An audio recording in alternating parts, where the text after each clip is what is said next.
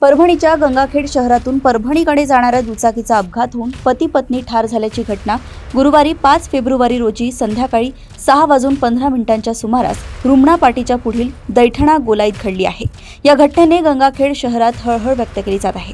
याबाबत समजलेली अधिक माहिती अशी की गंगाखेड शहरातील रोशन मोहल्ला येथील रहिवासी शेख अजीज शेख चांद वय वर्ष 38 व त्यांची पत्नी बुशिरा शेख अजीज वय वर्ष 28 हे दोघे परभणीकडे जाण्यासाठी गंगाखेड येथून 5:30 वाजताच्या सुमारास दुचाकीने निघाले असता रुमणा पाटीच्या पुढे असलेल्या दैठणा गोलाईत त्यांच्या दुचाकीचा ताबा सुटल्याने झालेल्या अपघातात दोघेही पती पत्नी गंभीर जखमी झाले।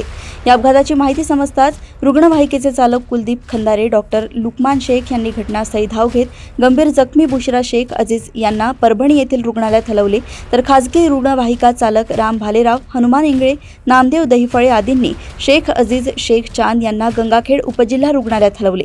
निवासी वैद्यकीय अधिकारी डॉक्टर ओमकार सावंत, परिचारिका वैशाली भालेराव, शीतल पांचाळ, रशीद शाह यांनी तपासून शेख अजीज शेख चांद यांना मयत घोषित केले, तर परभणी येथील रुग्णालयात नेण्यात आलेल्या बुशिरा शेख अजीज यांना तेथील डॉक्टरांनी मयत घोषित केले।